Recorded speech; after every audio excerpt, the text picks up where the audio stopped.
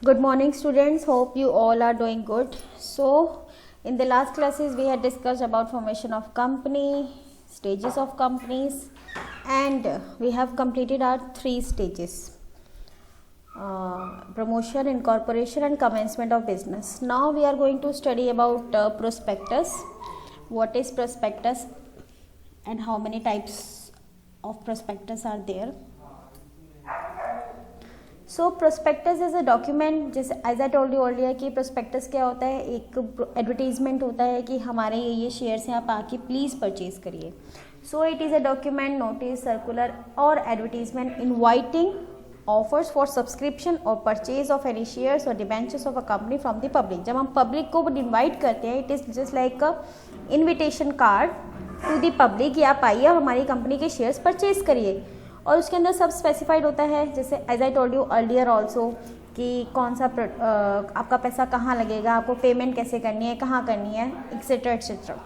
So it is just an invitation to the public. Prospectus a public company limited, आपको पता चले public company limited वो company होती है जो पब्लिक से पैसा मंगवा सकती है. So a public limited company limited by shares, जो शेयर से limited by shares, limited means limited up to the liability, limited by share must issue the prospectus. उन्हें prospectus issue करना है if it intends to issue the shares to the public. अगर वो public को share issue करना चाहते हैं तो उन्हें prospectus issue करना ही करना है. and उसकी एक copy same should be filed with the registrar, और हम उसकी कॉपी जो है रजिस्ट्रार को फाइल करेंगे जो भी वो प्रोस्पेक्टस इशू करेगी. ठीक है, प्रोस्पेक्टस का आप सामने देख लीजिए, ऐसा परफॉर्मा है.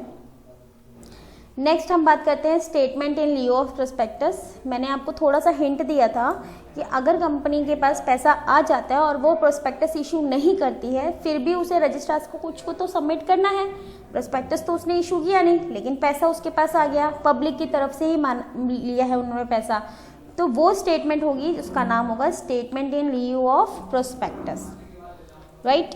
सो in case a public company is confident of raising capital privately इसका मतलब ये नहीं कि प्राइवेट हैंड से, मीन्स अपने सोर्सेज से, जो ऑलरेडी एग्जिस्टिंग शेयर होल्डर्स है उसके पॉइंट ऑफ व्यू से बोल रही हूँ कि एग्जिस्टिंग शेयर होल्डर पब्लिक ही है, उन्होंने फिर से पैसा दे दिया. They need not to issue the prospectus, फिर उन्हें प्रोस्पेक्टस इशू करने की कोई जरूरत ही नहीं है. सो तब मुझे क्या लिखना पड़ेगा, but they have to prepare a statement on lieu of prospectus and it must be filed with the registrar for registration.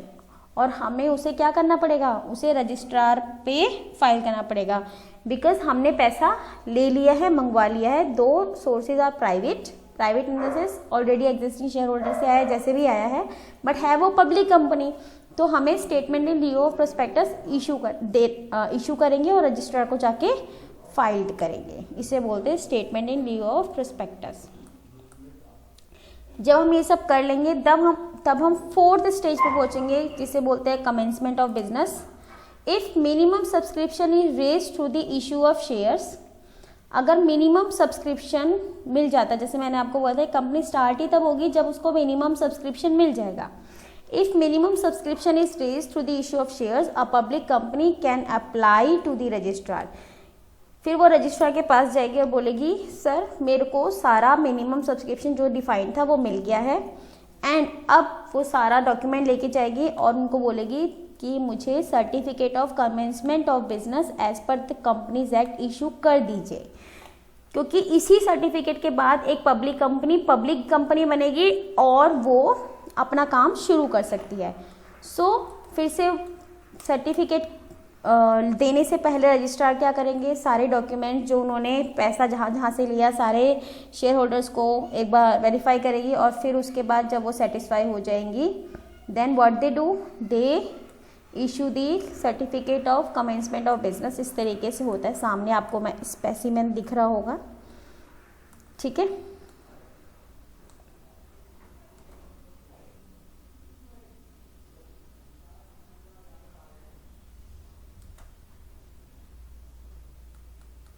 Now documents for getting certificate of commencement of business. Certificate of commencement of business लेने के लिए क्या क्या documents चाहिए होगा. सबसे पहले तो आपको एक डिक्लेरेशन देना पड़ेगा कि आपको मिनिमम सब्सक्रिप्शन मिल गया है.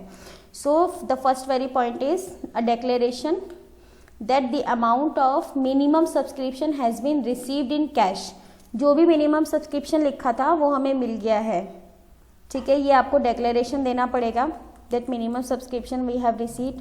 सेकेंड डॉक्यूमेंट लगेगा CGB। CGB means declaration stating that every director has paid in cash the application and allotment money of shares. जैसे मैंने आपको बोला था द डायरेक्टर्स को कुछ क्वालिफिकेशन शेयर्स लेने होते हैं, फिर से एक डिक्लेरेशन लगेगा कि डायरेक्टर्स ने अपने शेयर जो थे वो ले लिए हैं और उनकी पेमेंट उन्होंने कैश में कर दी है, दैट वी पेड कैश। फिर एक और डिक्लेरेशन लगेगी। क्या डिक्लेरेशन लगेगी? That no money is payable to the applicants because of delay in obtaining permission to deal in its securities in a stock exchange. That कोई भी ऐसा मनी हमारे पास आउटस्टैंडिंग नहीं है कि हमें किसी को देना है, क्योंकि स्टॉक एक्सचेंज में मैंने आपको बताया परमिशन लेनी पड़ती है सिक्योरिटीज़ को क्या करने के लिए, सिक्योरिटीज़ को डील करने के लिए। इनकेस कोई डिले होता है, अगर कोई पेमेंट है तो प्लीज़ वो कर दीजिए और इसकी एक डिक्लेरेशन दे दीजिए।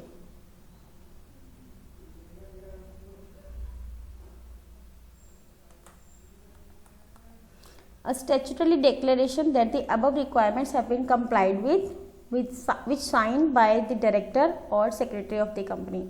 और एक और डिक्लेरेशन देनी पड़ेगी कि जो भी ऊपर डॉक्यूमेंट्स हैं वो हमने पूरे के पूरे अटैच कर दिए हैं, ट्रू है to the best of the knowledge, and सभी डायरेक्टर्स और सेक्रेटरी ऑफ द कंपनी ने साइन किया है। As I told you earlier कि कंपनी सेक्रेटरी को साइन करना कंपलसरी होता है। लीगल डॉक्यूमेंट तभी सही रहेगा जब वो कंपनी सेक्रेटरी द्वारा साइन किया होगा। सो ये भी एक डिक्लेरेशन होगी जिसके बाद हम कमेंसमेंट ऑफ बिजनेस का सर्टिफिकेट ले पाएंगे। So a public company raising capital privately has to submit only 2 documents 2 and 4 stated above, ठीक है। अगर कोई पब्लिक कंपनी प्राइवेटली कैपिटल ले रही है, प्राइवेटली इन द सेंस कि पब्लिक से नहीं लिए, उसको पैसे पहले वैसे ही मिल गए हैं, तो उसको सिर्फ 2 डॉक्यूमेंट्स देने पड़ेंगे और जो ऊपर की 4 स्टेटमेंट है वो। इफ रजिस्ट्रार इज सेटिस्फाइड, इन सब डॉक्यूमेंट के बाद if registrar is satisfied with the above documents then he will issue a certificate of commencement of business। उसके बाद वो commencement of business का सर्टिफिकेट इशू कर देगा। then only the company can start its business, और उसके बाद ही company जो है अपना बिजनेस स्टार्ट कर सकती है। सो जब आपको वो सर्टिफिकेट मिल जाएगा then you are able to start your business। certificate of commencement of business note, certificate of commencement of business was applicable to all companies public or private with share capital as per Companies Act 2013। अब ये वाला certificate लेना public और private दोनों के लिए ज़रूरी है as per companies act 2013, but it has been removed by the new amendment in companies act 2015 for public and private companies. Instead, a declaration may be submitted by the directors to the registrar at the time of incorporation that they will start their business on a particular date। लेकिन 2015 में एक amendment आया जिसमें ये बोला गया है कि आप एक डिक्लेरेशन देने के बाद भी आप अपना काम बिजनेस स्टार्ट कर सकते हैं।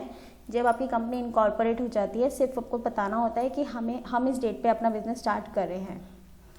सो ये वाला चीज़ हम ऑलरेडी डिस्कस कर चुके हैं, डिफरेंस बिटवीन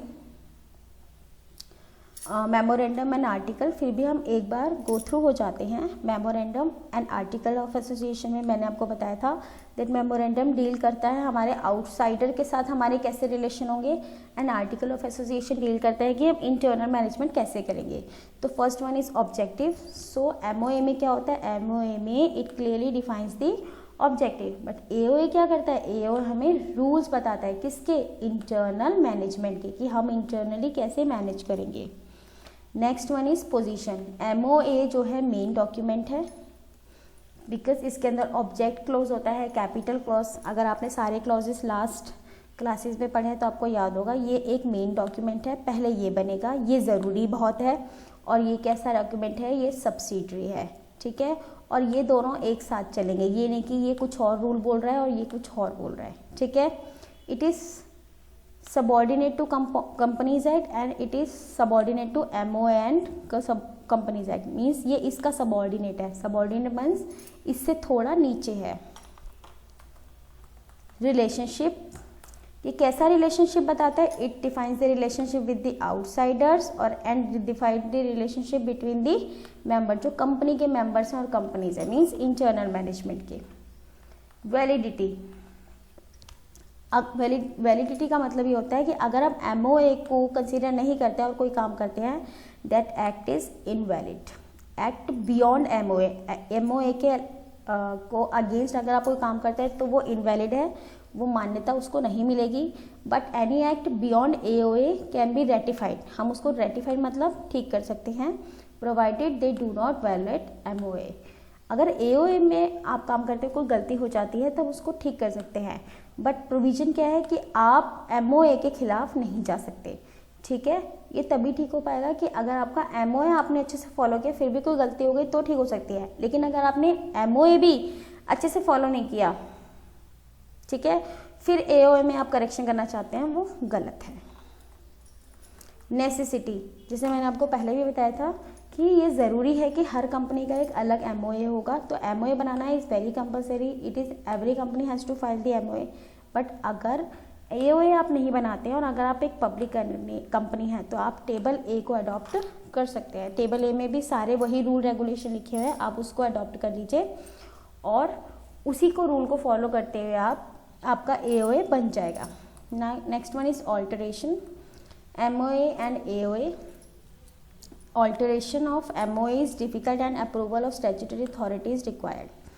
इसको हम बार बार चेंज नहीं कर सकते, तो इसको बोल रहा है इसको ऑल्टर करना बहुत ज़्यादा डिफ़िकल्ट है, so it is difficult to alter MOA, but हम AOA को आसानी से ऑल्टर कर सकते हैं। ऑल्टर मतलब चेंज कर सकते हैं by passing a special resolution. अगर हम कोई स्पेशल रेजोल्यूशन पास करते हैं सभी मेंबर्स मिलके, तो हम AO में अगर हमें कोई चेंजेस चाहिए तो हम वो डेफिनेटली ला सकते हैं।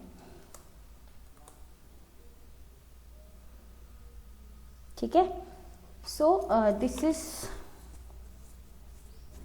Is the difference between MOA and AOA। Hope आपको समझ में आ गया होगा।